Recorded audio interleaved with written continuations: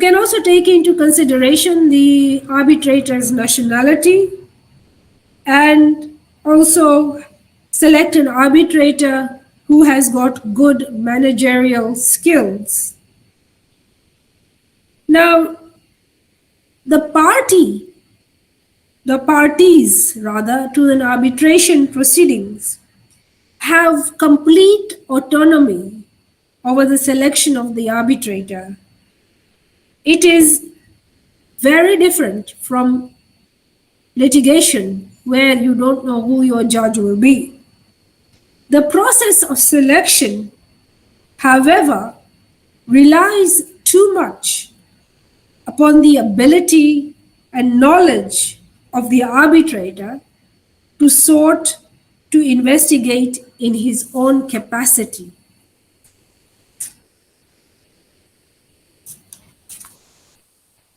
The Arbitration Act also mentions independence and impartiality, but does not make any specific requirements as to the arbitrator's independence or impartiality.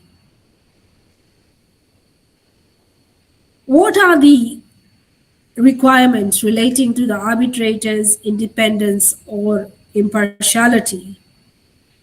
Where the High Court appoints the arbitrator, it must give due regard to the qualifications that the parties want and any other considerations that are likely to secure an independent and impartial tribunal. This is very important under Section 12. Has approached the arbitrator without the presence of the other party and has stated something or immediately bring this to the knowledge of the other party so as to not act as a partial arbitrator. So the arbitrator has to act like God. He cannot be partial. He must be independent and impartial at all times. In fact, whenever a party writes to the arbitrator, he must always copy the other party in. Otherwise, you may be penalized and the arbitrator can, in any event, send that letter to the other side.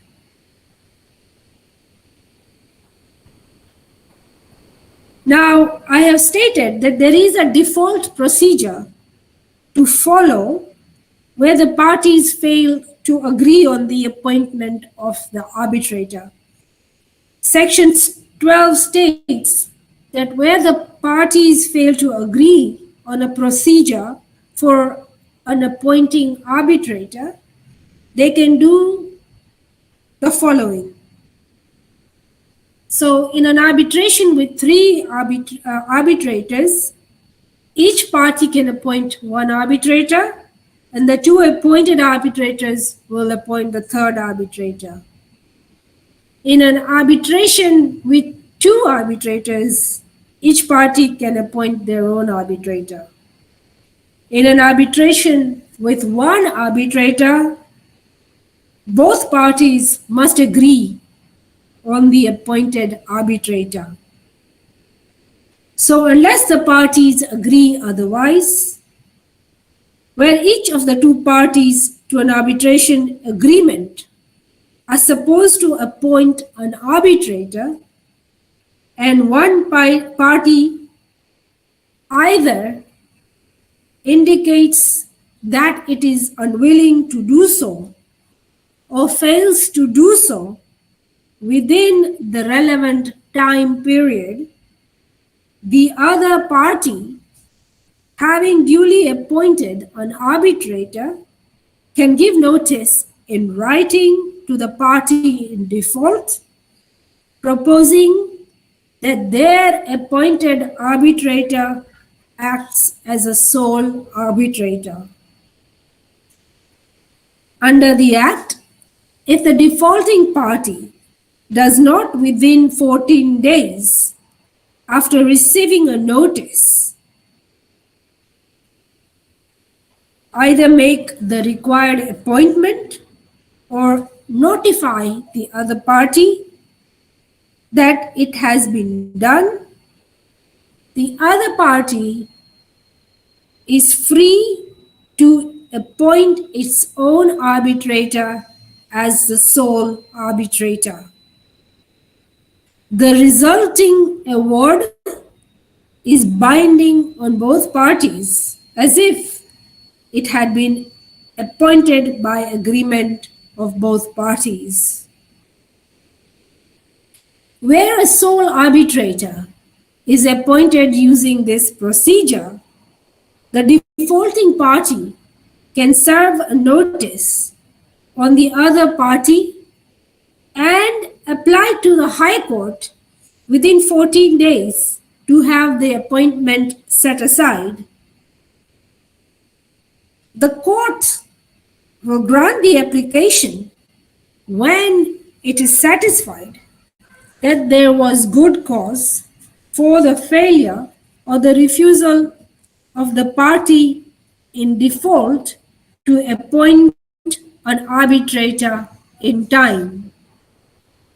If the court grants an application under this section, the applicant can go ahead and appoint a sole arbitrator. The court's decision is final and binding and not subject to an appeal.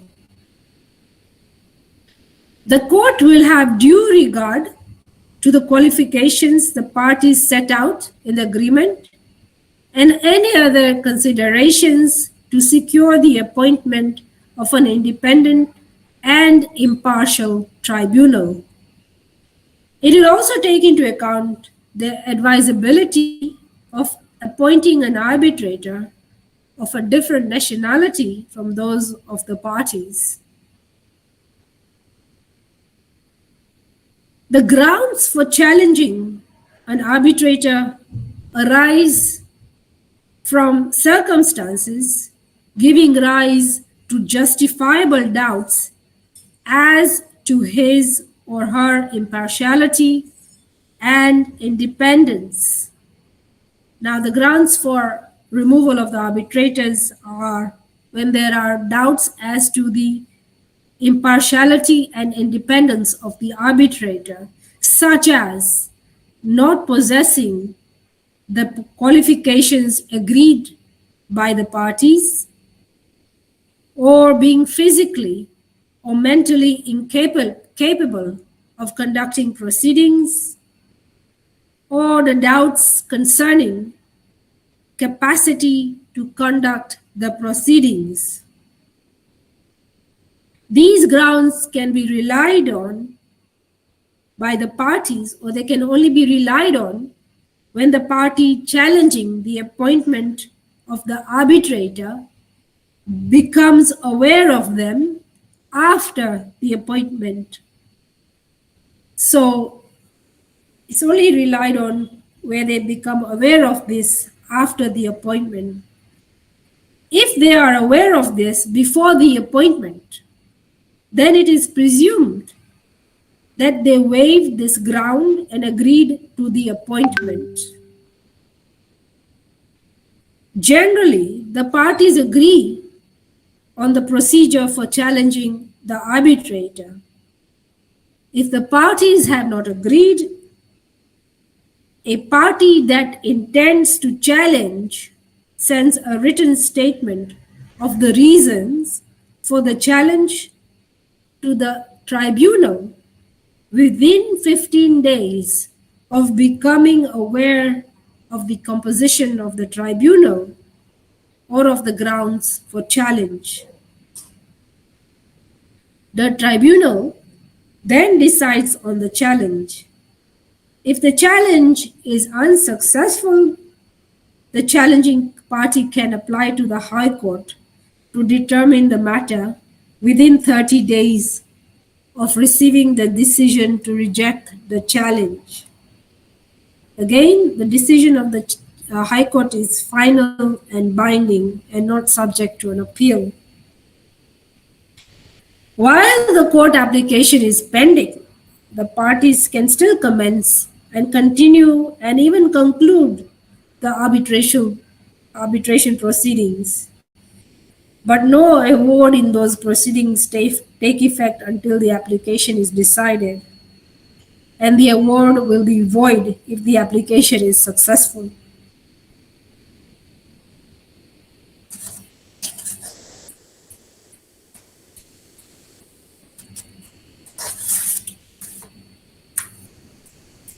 Now,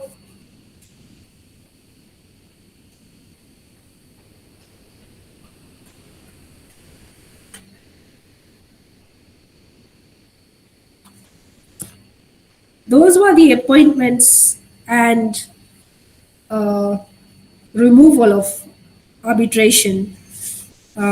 First of all, there needs to be an arbitration agreement. Arbitration agreement can be in writing by both parties or through correspondence, signed by both parties or through correspondence, or they can have an arbitration agreement agreed to later on. Once this has been established, then comes the appointment of arbitrators. I have already gone through the appointment and removal of arbitration procedures and practice in Kenya. As I have already stated, that Kenya has a large influx of foreign direct investment and have improved the economy in general. So a lot of arbitration agreements or bilateral treaties always include arbitration clauses or agreements for commercial arbitrations. And the advantages of arbitration are that there is a greater certainty about the enforcement of awards due to the UN Convention on Recognition and Enforcement of Foreign Arbitral Award. This means through which awards from foreign tribunals can be applied by national courts of the country in which the enforcement is sought. So this is very good for foreign investors. They know that these awards can be enforced nationally. Avoiding any specific legal systems and national courts of certain jurisdiction provides parties with greater control rather than leaving matters to the discretion of the courts. So because of this freedom, that they don't have to go to local courts and they can resort the dispute to arbitration, gives them more confidence in investing in Kenya. There is also flexibility in terms of procedure that allow party to decide what procedures they will likely apply.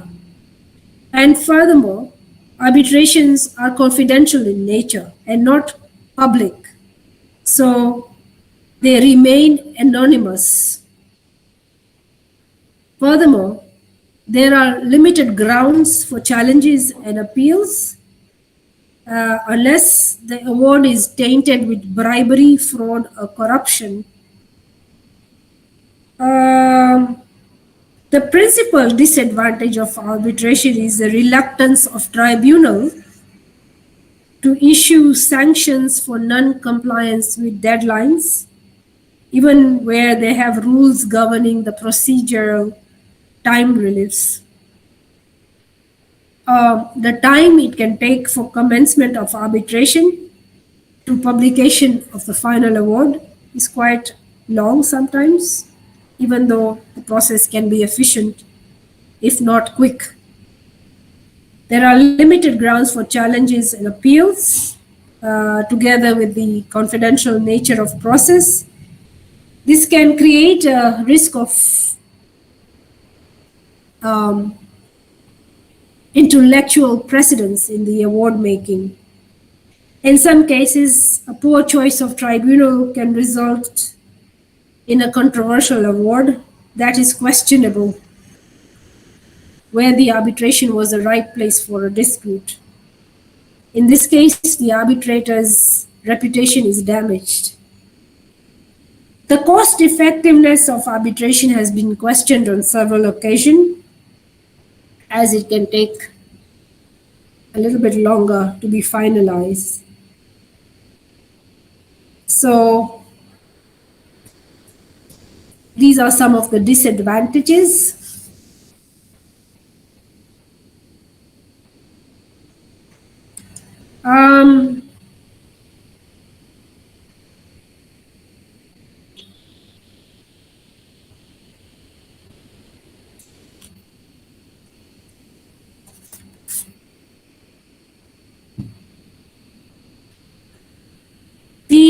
As I stated, that the Arbitration Act is completely based on the model UNCITRAL law. So it is exactly word to word as the amended process.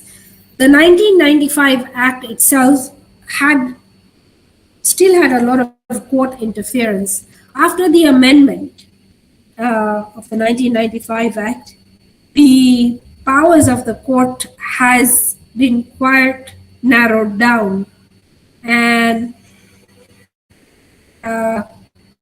which is a good thing, so that a party cannot just go straight to court in case of any problems in arbitration. So it has been a good outcome as far as Arbitration Act has been concerned, that the powers of the courts have been clipped. Now, nationality, I keep saying, is a prominent factor. It is only where the parties are of a different nationality. For example, I think if there are two French people, they would rather have a French person deciding on their case rather than an Australian or an American. So things like that can matter in some states, sometimes not. It really all depends on the actual intention of the parties. So selection processes are very, very important to both sides. It is always a good idea to be present when you're selecting an arbitrator. As I stated under Section 12, if you become reluctant to choose one, and if the other side has chosen and has written to you that they've chosen a sole arbitrator in the proceedings, and you're still reluctant to choose one, that arbitrator will start the arbitration proceedings. And if you are not happy, you can go to court and remove him, but there are very limited grounds for his removal. So it is always advisable that both parties try to choose one mutual arbitrator. So that was the arbitration agreement and selection, appointment, and removal of arbitrators. Any questions?